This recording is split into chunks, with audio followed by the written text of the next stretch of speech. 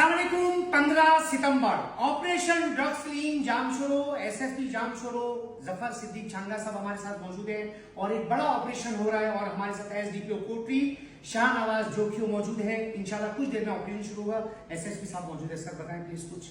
जी बिल्कुल, जाम शोरों में आज जो है यूनस अमीन भाई की निगरानी में नशे अफराद के खिलाफ ऑपरेशन किया जा रहा है। इस वक्त हमारे साथ एसएसपी जाम शोरों मौजूद है।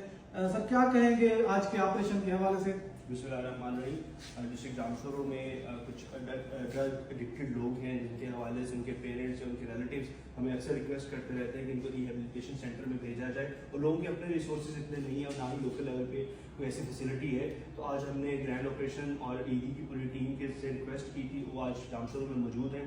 आज कोटरी सब को हम टारगेट करेंगे, यहाँ पे जितने भी ड्रग एडिक्टेड है उनको हम ट्रांसफ़र करेंगे टू रिहेबिलिटेशन सेंटर और 3 महीने का ये पूरा कोर्स होता है जिसमें ये रिहेबिलिटेट होके प्रॉपर एक हेल्दी सिटीजन बनकर वापस आएंगे। मैं समझता हूँ कि ये एक नेक काम है, फैमिलीज़ के लिए भी अच्छा एक उनकी भी एक ख्वाहिश है, दूसरा कि इससे क्राइम में भी रिडक्शन आएगी। थैंक यू, बहुत शुक्रिया।